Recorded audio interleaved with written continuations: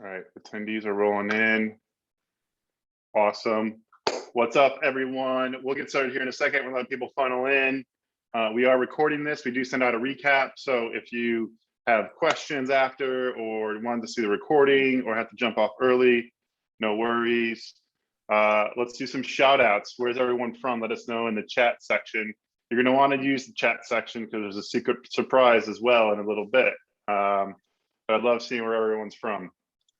Madrid, awesome. All right. We got someone already from Europe. That's awesome. I'm in Chicago. Matt, you're in New York? New York, yeah. There we go. We'll get started here in another minute or so. Ooh, Michael Edwards, Bahamas. Why aren't we doing this event there, Mike? Yeah, I don't know. We should have gone down and done it together in the Bahamas. I think he's figured something out that we haven't. Yeah. Kitchener, Canada, awesome.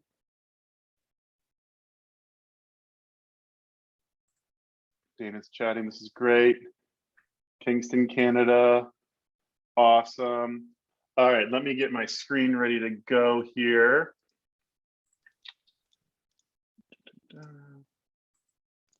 I feel like sometimes Google Slides can be hit or miss. We'll see what I get today. Exactly. How am I doing? Can we see the board slide?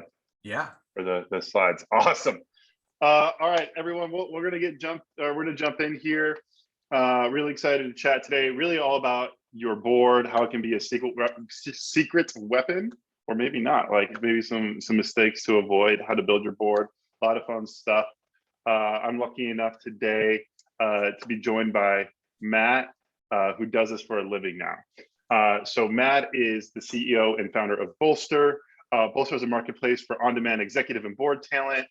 But talk about like a stellar guest. Matt was also previously the chairman and CEO of Return Path, like the market leader in email optimization from 1999 until its recent sale to Validity. Let's see, you're also an author, Matt, 3 books, Startup CEO, which I've read, Startup CXO, which we'll talk about, an upcoming book, Startup Boards. You got a bunch of awards too. I saw like Cranes and Fortune and all these pretty awesome publications, also a nonprofit. But Matt, thanks so much for joining us and welcome.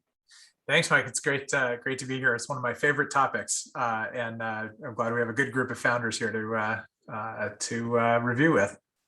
So I was looking at your history over the weekend, and I saw that you majored it or in urban planning. So how does urban planning end up with where you are today? What was like the thing that got you into tech? I like to build stuff. Okay. Urban planning was kind of a mix of like, I was really interested in architecture and civil engineering, but also really interested in politics and public policy, and sort of combine those into a major. It has absolutely nothing to do with my with my chosen profession. Yeah, awesome. My name is Mike Pruce. For those of you who do not know me, I'm the founder of Visible, and those are our Twitter. So if you guys have any follow-up questions or things after, please let us know. And today we mentioned Startup CXO and we mentioned chat. So you can win a copy of Startup CXO.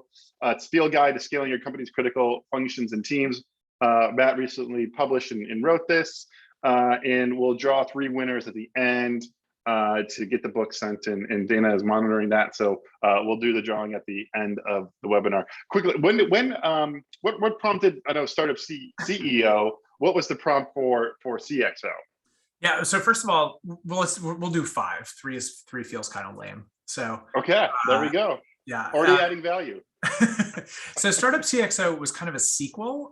Startup CEO was really designed as almost like an instruction manual for a first-time founder. So it's 65 really short chapters, and each one is like how to do something. How to run a board meeting, how to work with an EA, how to raise money, etc. Startup CXO is the same thing, but it is for each person on your leadership team. So it's like 20 chapters of how to be a CFO at a startup, and 20 chapters of how to run sales, 20 chapters of how to run marketing, etc., for the entire executive team. each section was written by a different senior executive that I've worked with for a long time in my career. A number of them are Bolster founders with me, which was made it kind of a fun project.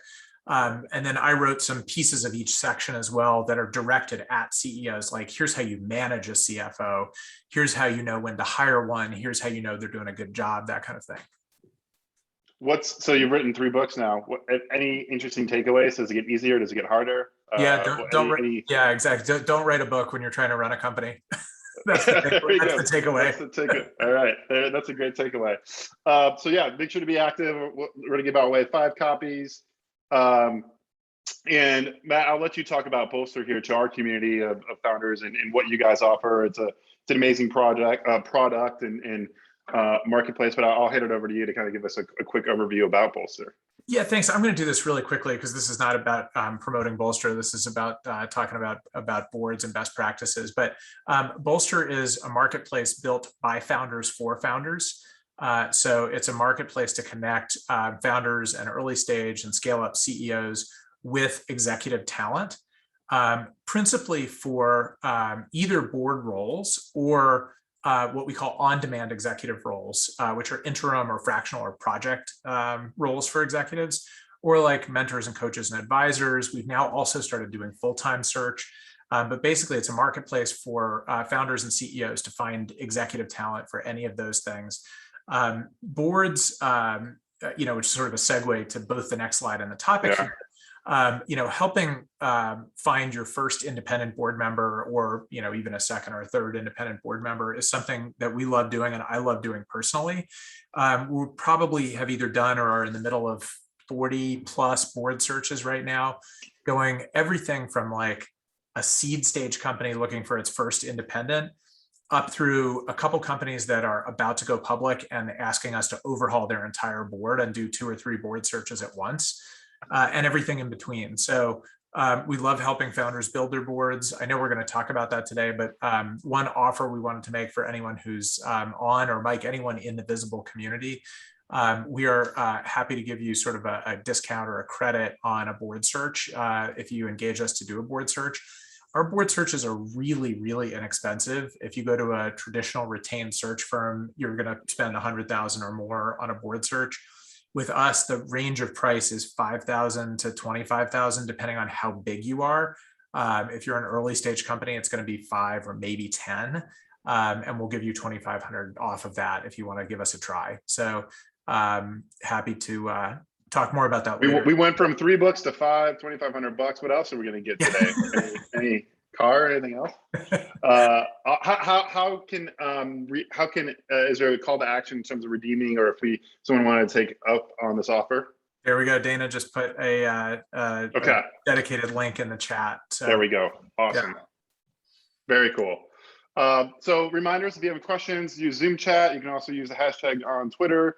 We are recording this, so again, we'll send it out after the fact and do a recap and some snippets and takeaways. So I know we get that question a lot, but yes, we are recording this and we'll send it out. And today, how a great board can be your secret weapon. We'll cover that. The purpose of your board. The makeup, like independence and diversity and all of those things. How to scale your board, and then how to run a board meeting. That's something I've struggled with in the past, and I think I always love to hear what great board meetings look like. And we'll make sure to leave plenty of time for Q&A. So make sure to drop your comments and questions in the chat. Dana's going to grab those and we'll circle back there at the end. But to start, Matt, this is one of your quotes around leading a world-class board is one of the single most important things startup CEOs can do to help their business thrive and become industry leaders. Can we just break that down for a second? Because I know there's from some things I've read that you've written, great boards can be a secret weapon. Meth boards can be just a waste of time, no value add, but subtraction, and bad boards can kill companies. Maybe let's start with what does a bad board look like and work our way up to what a great board looks like. Yeah, so I can give a couple examples of bad boards. So on the high end, big company end, Theranos, right? Theranos had a board you looked at and it was like reading the newspaper. It was former secretaries of state and Fortune 500 CEO. I mean, it was this roster of trophy board members that clearly provided no oversight or accountability function to the company. And had they, that company might still be alive today. It might have a different CEO, but it might be alive. Or maybe not. Maybe it was just destined to fail, but it wouldn't have taken everyone's money along the way and promised the world to people when it knew it couldn't deliver it. So, that's an example of a bad board that just wasn't paying attention to its job. I would say I've seen other bad boards, and I won't give a name of a company because it was actually a sort of a competitor of ours at my prior company, but it was a board that that was mostly venture investors, and it forced the company into being overcapitalized and pursuing what ended up being a very risky and failed strategy. Because a lot of times VCs, maybe not the best ones, but a lot of VCs, remember, they have a portfolio of businesses. You have one business as a founder. And frequently VCs will just, try to push a company into a moonshot because it doesn't really matter to them if you go out of business. But if they get a couple moonshots in their portfolio, they do great. And this is a company that competed with us and burned through $50 million in 18 months and literally had nothing to show for it at the end because they were pursuing a strategy that was never going to work. So, those are examples of good boards. I won't talk about sort of meh boards or average boards. That's probably most boards where they're fine. Sometimes you get maybe a little nugget out of a meeting. Sometimes maybe they're a little irritating, but you don't get much, and you just spend a lot of time and cycles on it. And I mean, the best example I can give you of a great board is the board that I was really privileged to lead at Return Path. And I'm trying to build an equally great board at Bolster. My board at Return Path had 3 of the best VCs in the world and 3 of the best independents that I could ever hope for. And the board was so, not just experienced, but so engaged in the business that I really looked forward to our board meetings, and I made them as long as possible. I had board dinners beforehand or after, and obviously that's hard to do during COVID. But I mean, just the amount of dopamine happening for me during a board meeting was off the charts. And I'd come away from every board meeting with pages of notes, new ideas, new thoughts, suggestions on what to do, areas where they were calling me out on something that looked like bullshit. I mean, just tremendous engagement, both forward-looking and proper accountability. And, my executive team had like an hours-long debrief after every board meeting because we had to unpack everything that happened in the meeting. It was so influential for the business. So that's what a great board feels like.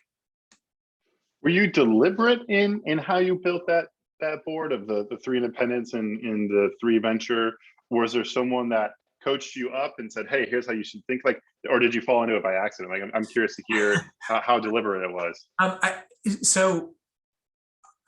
I think it was more accidental than anything else. Although once I realized what was going on, I kind of built on it. I put 2 independent board members on when I started the company with the theory that I didn't want one of my co-founders to be on the board because why bother? I already have 100% of their brain space. They're already working on the business all day. They've got whatever shares they've got to vote. But what I really wanted was experienced outsiders around the boardroom. And once I got into that rhythm, what I did over the course of 20 years was consistently level up the board members. So anytime one of their terms ended, I would look to upgrade the role the same way you would do a senior executive. And the 3 independents that I had, at the end, I had for many, 8, 9, 10 years. There was nowhere to go. There was nowhere to level up from there. I mean, the chairman of my audit committee had been the CFO of Oracle. There was no way to top that. 2 CEOs who had sold companies for $1 billion in the same industry.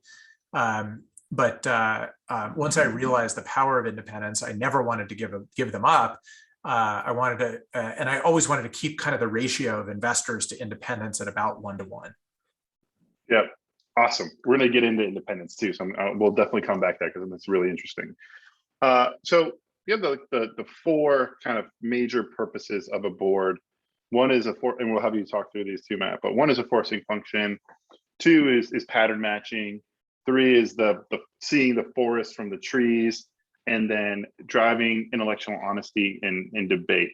Can you just walk us through kind of each of these different ideas of the 4 roles of the board, and like what if I'm not feeling the impact like from the board of these different things, right? That the board is supposed to be doing. How can I rectify that? Set the expectations with board members, maybe fill gaps. But yeah, I would love to kind of hear your thoughts on those kind of 4 core things to kick this section off. Yeah, I mean, let's start with those and then go to what happens if you're not Yeah, getting yeah. them. So, I mean, the forcing function, I think, is kind of a, is kind of an interesting one.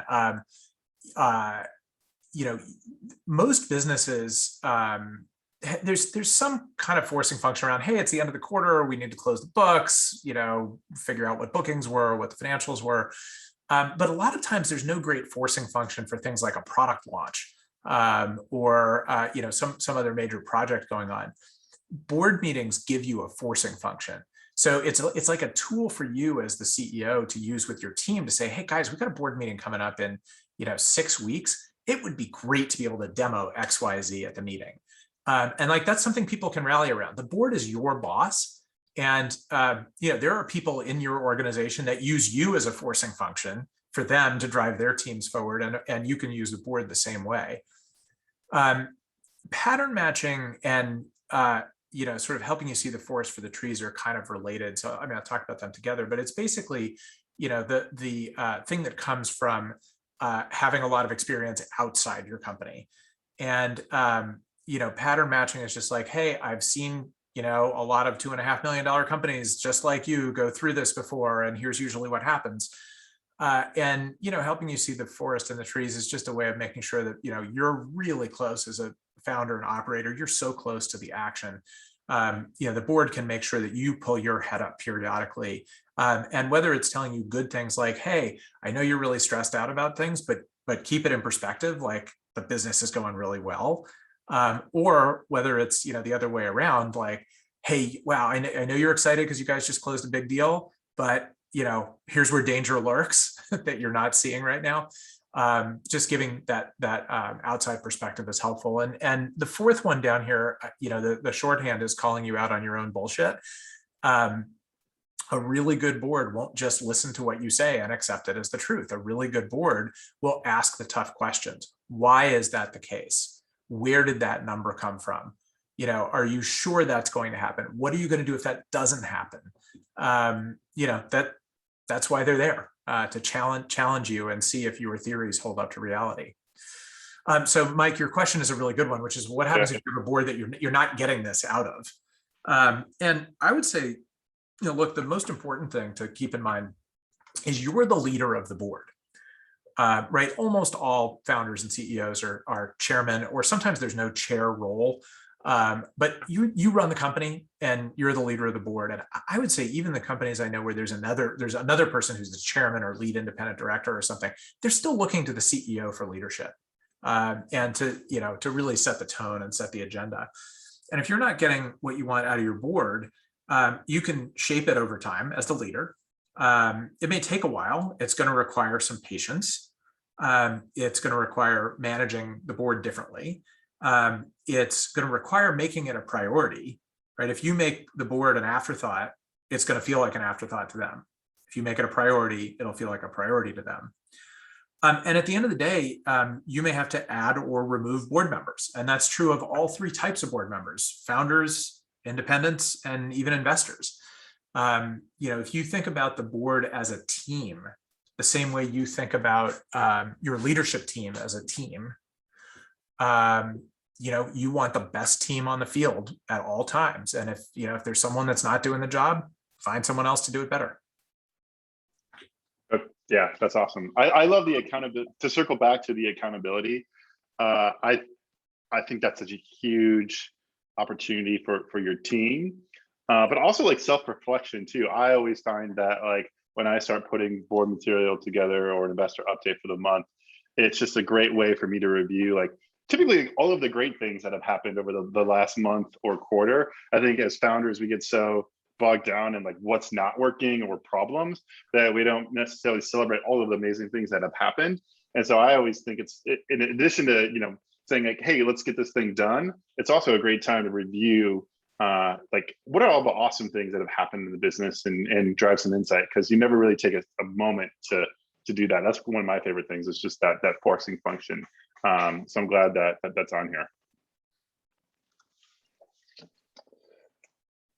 Let's get into some data. This is pretty interesting. So we're talking here about building your board, number of VC. So in particular, this is VC board members. And we're looking at the kind of mean return by number of venture investors on your board. There's over 31,000 data points here from 98 to 2017. And it's pretty interesting. It's pretty alarmingly, the winner here is, as you see, the more VC board members you have, the lower the return. And it seems like the sweet spot's 2. Why is it 2, Matt?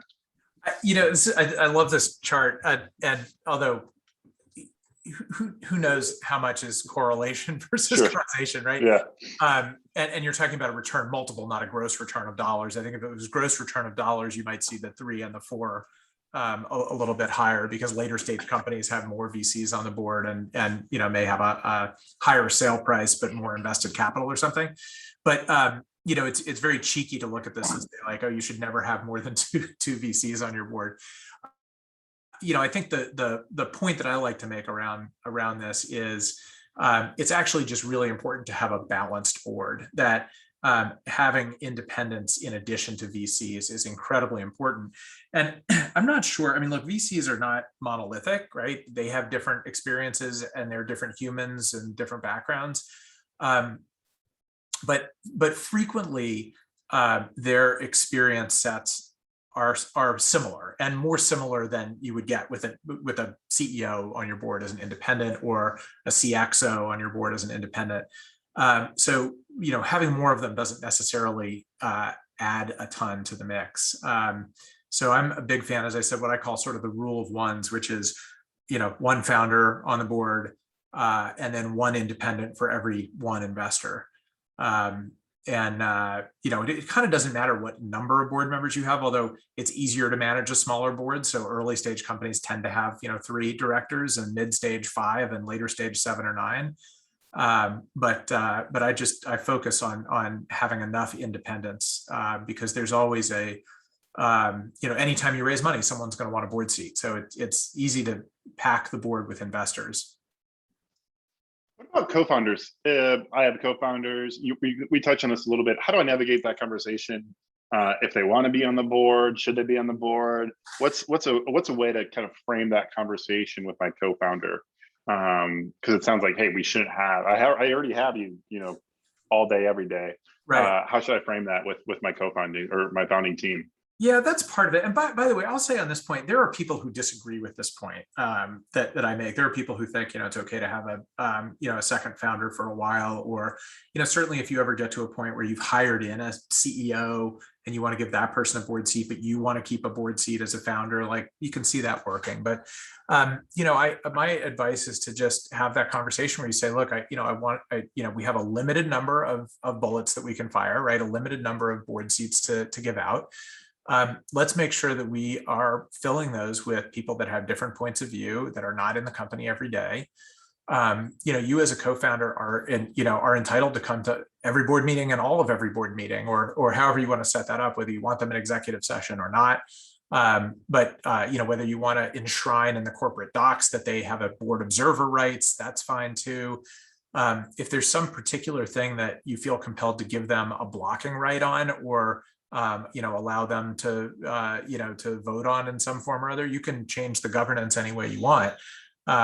But I would think about it more as, what's the most valuable use of a board seat if you have a limited number of board seats to hand out? And is it someone who is working 24/7 in the business, or someone who has an outside perspective? Awesome. What about compensation? So we talk about independence and other folks. How should I think about compensation for my board? And I think maybe we'll touch on this again once we get to evolution, because I'm sure it changes. Yeah. But what are some rough, I think we have a lot of, call it pre-seed, seed, Series A type founders that are part of our community and audience here. How should I think about compensation for, let's use independence as the frame here, and how I should think about paying them or compensating them. Yeah, so we should only be talking about independence because you should never, ever, ever, ever compensate an investor for sitting on your board, and you should never, ever, ever compensate a member of the management team or a founder for sitting on a board. Like, that's part of their job. Independents, it's not part of their job. They have a day job, and you have to compensate them. So the most important thing to keep in mind about independent directors is, for early stage companies, there is never a reason to give them cash compensation. Right, that's a public company thing. It's not even a late stage thing. Under very unusual circumstances, if you have a board member who's also acting as a consultant to the organization, and you're paying them as a consultant to do specific work or projects, that's fine. But I would separate the two very clearly on paper, that there's a consulting fee to do the consulting, and there's equity for a board seat. So it's really only equity comp that we're talking about for independent directors. A couple things about that before I get to numbers, and numbers are the thing that everyone always keys on, of course, with compensation. One is the length of the vest, and the other is acceleration. So the length of the vest, I think everyone has this mentality of like, oh, well, it's an option grant, so it must be a 4-year vest because that's what you do with employees. You don't have to do that with board members. You can give them a 1-year vest, a 2-year vest, a 3-year vest. I advocate for early stage companies 1 or 2. I'm building my own board at Bolster with 2-year vest because I don't know what I need in 2 years on my board. I just know what I need now. And if you have someone that has a 2-year vest, at the end of the 2 years, there's your forcing function to have the conversation. Is this the right person for your board? And you give them another 2 years. Or are you ready to move on to a different board member? And then you don't have to have the awkward conversation with them about saying, hey, I know you're only halfway through your vest, but I need someone else now. So you can have that conversation up front when you give them a 2-year grant. You can say, hey, let's revisit this in 2 years, whether it's working for both of us or not. The other thing around acceleration, and I would add even into this post-termination exercise period, you want to be generous to your board members.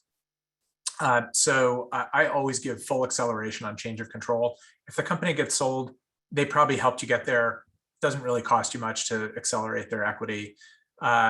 Post-termination exercise period is another one that I think is kind of a free give. I mean, I know both of these have like a theoretical economic cost. They have an actual economic cost, but it's just very small.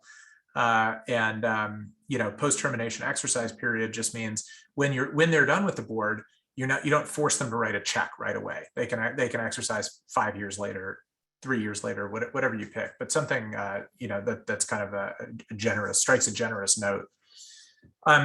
In terms of how much equity to give, Bolster has done some benchmark research on this. And the first thing I'll say is the numbers are all over the place in terms of what companies actually do.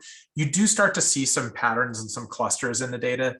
There are kind of a couple of rules of thumb. One is, although this is less true at the very early stage, but there's a lot of people say, give a board member what you would give an executive, not a founder, but a hired in executive. And obviously that number gets smaller as the company gets bigger.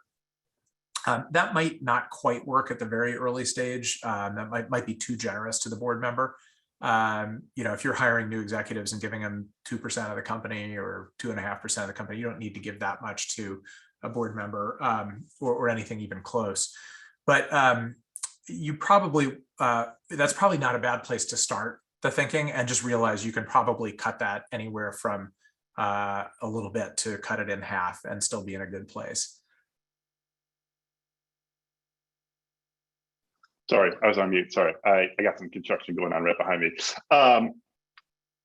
That's super fascinating. What about, I'm going to put you on the spot because I don't know if we had this when we talked earlier in our briefing, but can we talk like just founder control and like, because I think when a lot of people hear board, they're like, oh man, I could get fired at any time. Can we talk just about founder control and what maybe best practices looks like for if we need to remove a board member, maybe a board member is not adding value, or even worse, like detracting from the business? Like, how do I go about making sure I keep control, or I have people on my side, as well as maybe removing a board member who's no longer adding any value before that like vesting period ends. I need to have the conversation 6 months in, not 24 months in.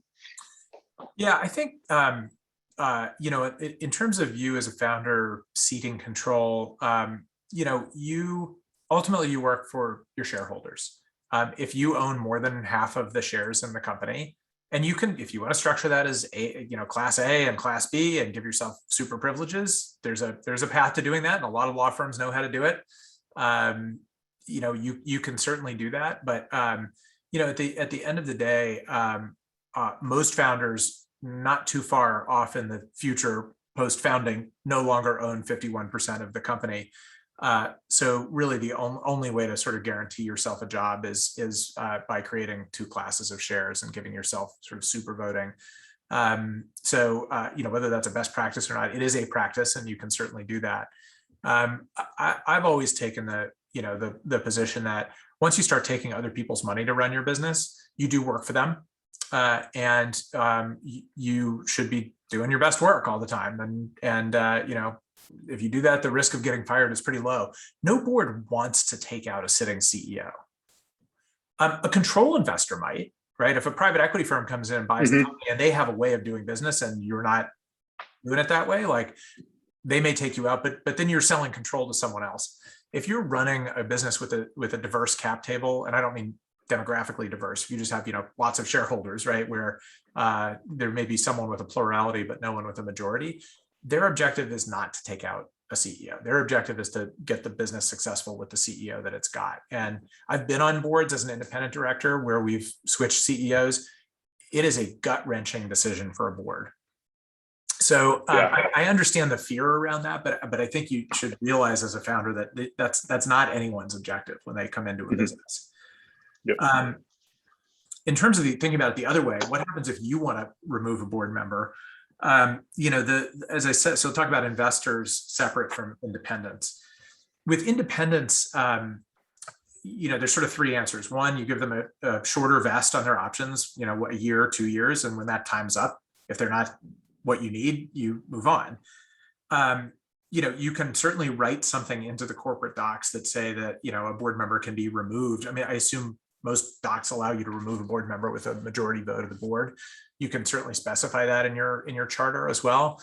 But the reality is no one wants to be unwanted, right? If you're an independent director and you are, you know, you're spending time on someone's board as like an extracurricular activity, if that board doesn't want you there anymore, you don't want to be there either. So you can literally fire a board member, or at least practically you can fire a board member.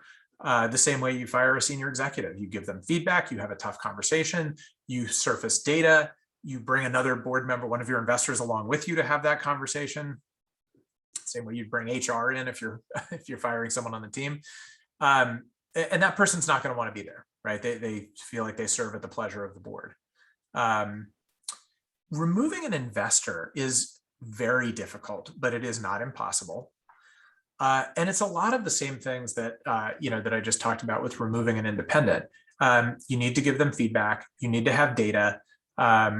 We always did and we developed a board review process at my last company, which we use at Bolster. It's actually a product we offer at Bolster now, of doing almost like a 360 on a board.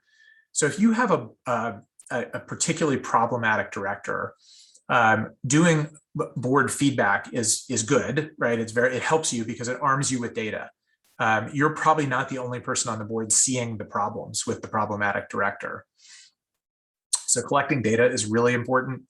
Talking to the other board members, particularly the other investors, is important to make sure that there's alignment. Ultimately, someone has to have some kind of relationship with someone else at the firm that person comes from. So if they're an investor on your board because that firm made an investment, you know, that firm is entitled to a board seat, but that firm could put someone else on the board too. And, you know, ultimately the way all of this builds up to a conversation that you have to have with someone else at that firm, preferably a more senior person, saying, hey, so-and-so is on the board. They're not doing a good job. Here's the review data that comes from all the board members about it. We love the firm. We'd love to work with someone new. And worst thing that happens is they say no. But again, someone who, runs a VC that owns a big chunk of your company, that hears from you in a very rational and calm way that one of their people isn't doing a great job on your board, like that's not good for them either. Yep. Super helpful tactical advice. I want to get into stage too, because I think that's really important. Talking about the evolution from I'm just getting started to I've kind of now got product market fit and scaling to now I'm really in growth mode. Can you walk us through? I got a lot of questions here because I think especially like pre-seed, seed, I always question what that board looks like or how it should operate, if there even should be one. Can you walk us through how I should think about my board and maybe when is the appropriate time to introduce my first outside or independent person as well? Yeah, I have a slide that I use somewhere. I'm sorry, I should have given it to you to put in here. That just basically shows like a sliding scale of what a board does from pre-seed through public. And it's very simple. All boards do some level of governance and financial oversight. And when you're a pre-seed company, that's like tiny, right? It's not very much. There's only so much to worry about with governance and financial oversight, although there's some. And when you're on the board of a public company, that's probably 80% of what you do. Then the other slider, the one that moves in the other direction, is if you're on the board of a public company, you do a little work around strategy for sure. It looks different than it does a seed stage company. But you're probably not doing much of anything with introductions and opening doors. You're probably not doing much of anything with product and product market fit. And a seed stage company the board is all about helping with product market fit, with critical introductions, maybe a little bit with fundraising, and then a tiny little bit with governance and oversight. So as long as you think of the board as like, hey, this is my go-to strategic sounding board, the answer of when you should build a board it's actually a different question you ask, which is what should your board look like? So I'm a believer that you should have a board from day one, that it should have independence from day one, but those should be people who are really focused on helping you drive product market fit, helping get those early customers on board, giving you real-time feedback on website, on product, on functionality, and opening doors in the industry, or opening doors to potential investors or customers. That looks really different than when you're scaling up, but it's no less important. I was talking to some other kind of pre-seed, seed stage founders recently, and we were talking about this idea of, we were talking about boards and kind of sharing experiences. How does like a product market fit? Like, how should I leverage my board? That sounds to me kind of foreign. Like, hey, I need to figure out product market fit. We meet once a quarter for 2 or 3 hours. Like, how can you best leverage your board to help you navigate that product market fit scenario that you outlined in the earlier stages? So, from the boards that I've led, or from my own companies over the years, you're not in like a few hours once a quarter until you've been at it for a couple of years. The first year you may be doing monthly 1-hour board meetings.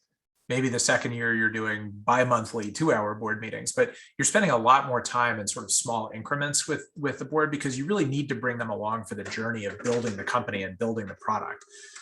So they're a little more micro, but then they can give you more micro advice as well. And I would say the other thing is, like, again, you lead the board, you lead the team. You can give board members assignments of things to do between meetings, or hey, I would love for you to spend an hour with my head of product in the next 2 weeks and do a deep dive on XYZ, or I want you to spend time with my head of marketing and look at the plans we have for the new website or for the launch. Give them assignments, put them to work. You're paying them equity, but you're paying them.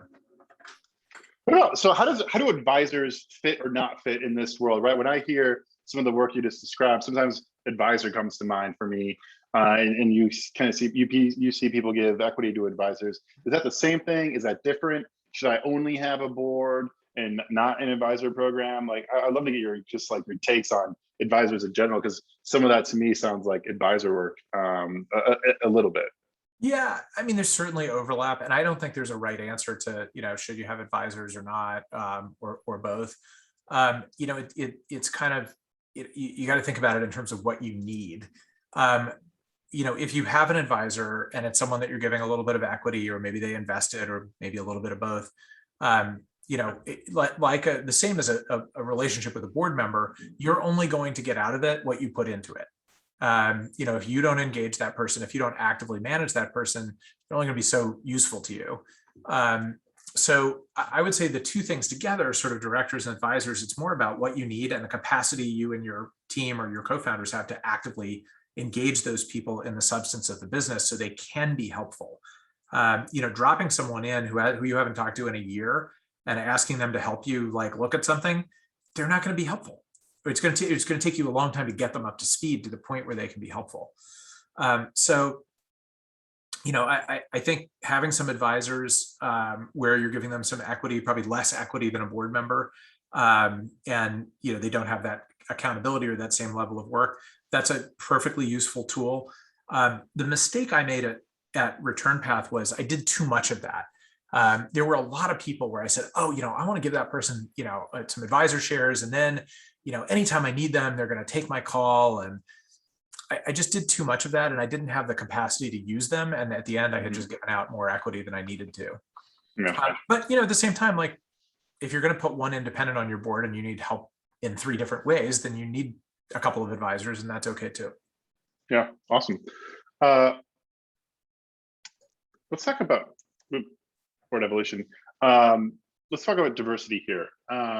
In one of the quotes I pulled out was, if you have a commitment to broaden the diversity of your board, you have to be willing to take on and mentor up first-time directors, or lean into other board members and help with the process. So why are, can we walk, I guess in the book, I read about this 2-step process for increasing diversity. Can you walk us through that 2-step process, and then the kind of impact that a diverse board has if you're really deliberate about building a diverse board for yourself? Yeah, for sure. The steps are really clear. 1, you have to have enough independent seats, and you have to have the sense of priority that you want to fill them, right? Because that is, for most founders, where they're going to add diversity to their board, right? You are who you are as a founder. The VC community is still overwhelmingly white and male. It's getting less so, but it is still overwhelmingly white and male. There's nothing wrong with either of those things. The note is just, if you want to add diversity to your board, it is likely coming from independents. So make sure your charter allows you to have 1, 2, 3 independents, whatever the number is. The second thing that we always tell clients is, you really have to be willing to take on first-time board members if you want to build a very diverse board. The whole problem with lack of diversity in the boardroom is just going to be perpetuated if the only people you want to put on your board who are diverse are people who are already on a board seat, right? That does not expand the the universe of people who are board members who come from historically underserved or underrepresented populations. So you have to be willing to take on a first-time director. How many of those you're willing to take on may have a lot to do with you, and whether this is your first company or whether you've been on boards before, and your VCs. If you have VCs that are super experienced, they've been on tons of boards, then it's okay to have 1 or more first-time board members, and you just have to train them up in how to be a board member, or you have to ask your VC to help mentor them up in how to be a board member. The Bolster board is about to have 4 first-time board members on it. I'm good doing that, obviously, because I spent a lot of time living in the headspace around boards and best practices. But I'm super proud of that, because that's 4 people that otherwise have never been on a board before and now have. So, and then, finally, the last piece, obviously, if you have independent seats, you're willing to take on first-time directors, then it's really tailoring your search to finding a diverse set of candidates to interview, the same way you would think about adding diversity to your senior team or any role. It's it's top of funnel. There's plenty of talent out there. Yeah. So one question that comes to mind for me is, I'm a first-time founder and I'm bringing on a first-time board member. That could be a little risky. How should I balance that? Because I want to bring on someone independent to create this diverse board environment. I'm a first-time founder myself, bring on a first-time board member. How should I maybe de-risk that so that we both have a great experience going into this together? Yeah, I mean, there are a couple things you can do. First of all, just because you're taking on someone who's never been on a corporate board before doesn't mean that they don't have experience in and around boardrooms. So when we do a board search at Bolster, we make sure that people who join boards are board ready. So for example, that could be someone who's been on an executive team of a scaled company for years and been in the board meeting every quarter, presented to the board every quarter, heard that discussion, seen that debate. They've just never actually held a board seat.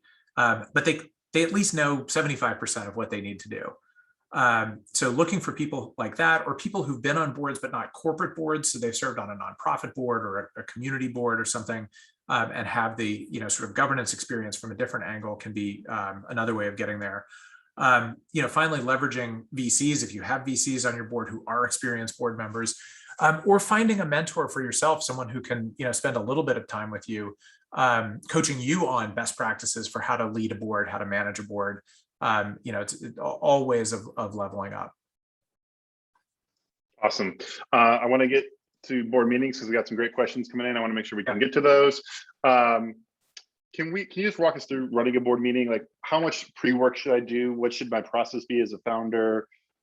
What should the meeting, how should it run itself? And then maybe how should I follow up after the board meeting?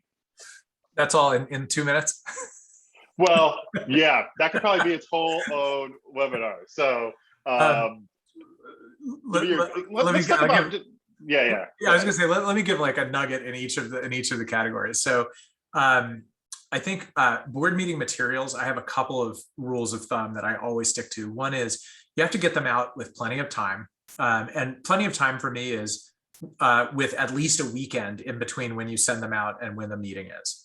So if the meeting's on a Monday, you can probably send them out Friday. But even if the meeting's on a Tuesday, Wednesday, or Thursday, it's generally best practice to send them out on a Friday so people have time to digest. If you're super early stage and your materials are really short and you have a lot of board meetings a year, you don't necessarily have to do that. But once you have a lot of operating metrics and financials and things, you really want to give people enough time to digest them. The second thing about the sort of materials is they should be in a consistent format. And that doesn't mean yours have to look like every other company's, but it means yours need to look the same every time you send them out. And like you're allowed to change the format once every couple of years, but give board members something that they can open and say, okay, now I know what I'm looking at here. I would say then a couple of best practices around running a meeting. Well, sorry, I'll give one other thing that's about materials and also running a meeting. I think materials for board meetings need to be broken up into a reporting section. So here are the financials and the dashboards and everything else, and then an issues section. So the issues section I always call on my mind, OMM. There are lots of different ways to do an issues section. The way I've always done, and this was one of my independent board members taught me this years ago. I do usually between 2 and 5 very short memos, and I write them out as memos because I think that's a particularly good format for issues as opposed to slides. I keep them short. I force myself into a short format so they're easy to digest. And they're just things that are on my mind, things that are going well, things I'm worried about, things that are not going well. That can be anything, but it's whatever is on your mind. And if you split the materials up into those sections, that actually gives you the bones of an agenda for the meeting. And then my rule of thumb is in the materials, the reporting section is much longer than the issues section, but in the meeting, the issues section is much longer than the reporting session. So, your board members should be doing their homework. They should be reading materials ahead of time. You can come in and do, a very quick job of not just say, hey, any questions about what happened, but, point them to 2 or 3 things of note or of consequence in the historical reporting section. Maybe there's some conversation around those, but really spend the bulk of the meeting on the things that are on your mind. That's why you have a board, to help you process things. The other thing that I would say, and maybe I'll stop after this one, that I think is kind of it was a real aha moment for us at my last company, and something that permanently changed the way board meetings work for us. was sometime, I don't know, call it 10 years in, right? Return path was 20 years long. So I had a lot of time to make mistakes and a lot of time to learn. And about halfway in, I stopped doing slides for board meetings. So the format of the book is whatever it is. It can be slides, it can be reports, it can be memos, it can be a mix of those things. But I think the normal default for a board meeting is you send out a deck ahead of time and then you page through the deck in the meeting. And we stopped doing that. We sent whatever we sent out ahead of time, but we completely stopped putting slides up. And the reason we did that is very simple. If you think about it, if there are slides on the wall or the screen, people's eyes are on the slides. If there are no slides on the wall or the screen, people's eyes are on each other. And if they've read the materials and you're doing a good job of facilitating conversation about the critical issues and topics in your business, you don't want people glazed over looking at slides. You certainly don't want anyone on your team or yourself to sit there and read bullets that are on the wall that the board members got in a packet last week. And the minute we took slides out of board meetings took on an entirely different tone and tenor and character, and like night and day.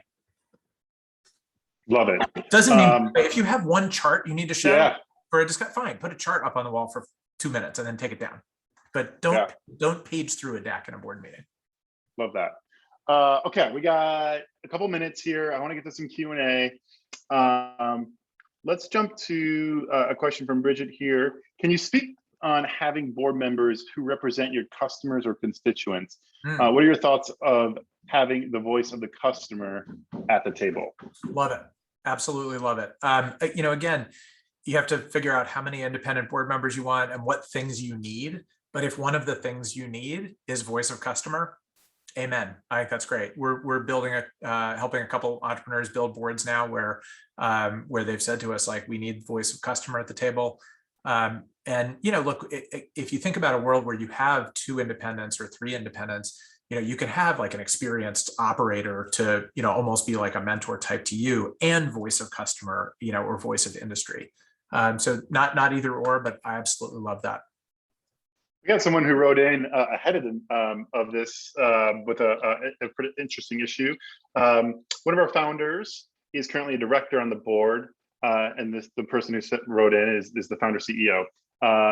This founder is involved in daily operations, no longer involved in daily operations, but he's at board meetings. His communication style is not collaborative. It's aggressive and combative at sometimes. His mantra is accountability, and that's his only goal. How should this founder navigate that conversation with that previous co-founder about the board seat and navigating that little bit of a mess there? Yeah, so back to the conversation about how many founders or members of the management team on the board. You can say you only want one member of the management team on the board, which I do. In this case, the person's not on the management team anymore. So you kind of have to ask yourself what you're getting out of having that person on the board. If they're a founder who's no longer part of the business, who is now gaining a whole other set of experience somewhere else that's really valuable for the board, and they're a good board member, then it's great. If they're just obstreperous and they're just creating trouble in the boardroom, and you're not getting what you need to get out of them, then refer to earlier conversation about removing an independent director or an investor director. Gather the feedback, give it to them, have a tough conversation, and move them out if you need to. And again, like if they're a significant shareholder, they'll still be able to vote on things.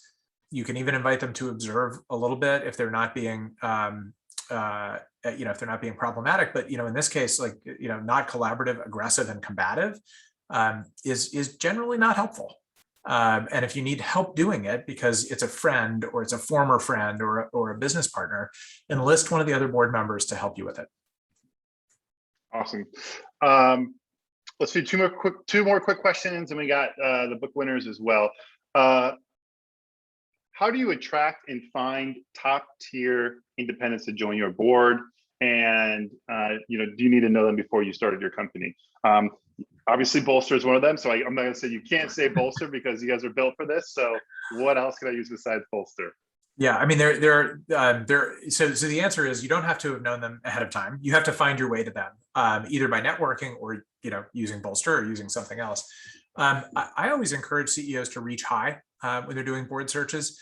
The phone call or the email from a CEO and a founder that says, "Hey, I think you'd make a really great board member for my company. I would love to talk to you about that." That's an email that's usually going to be met with a smile and a yes. Maybe not. Maybe the person says, "There's absolutely no way I have capacity for a board right now, and I don't want to waste your time." But that's a pretty good calling card you have of, I'd like to talk to you about a seat on my board of directors. So I think you can reach high, use your network, or use networks like Bolster or others for sure. But you do not have to know them.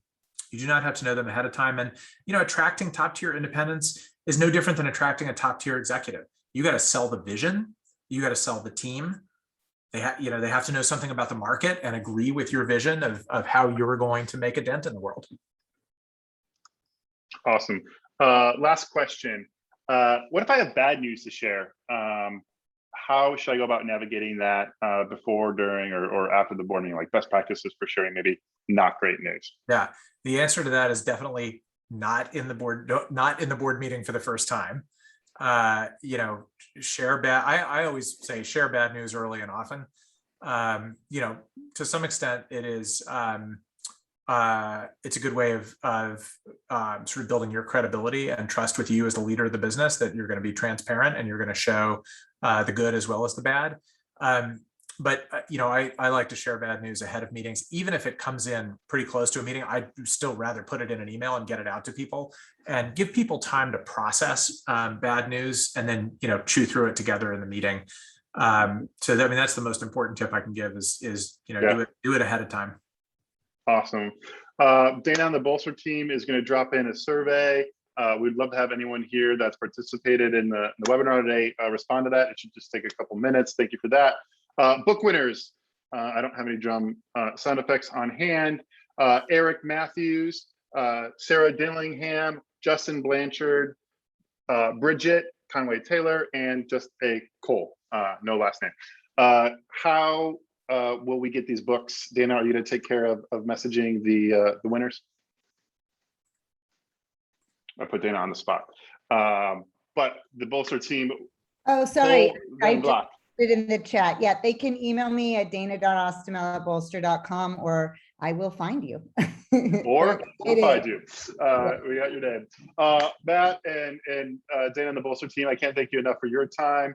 Thanks for everyone for participating today and sharing your questions and feedback. And this has been super helpful and enlightening, and we'll catch everyone soon. All right. Thanks, Mike. Yep. See ya.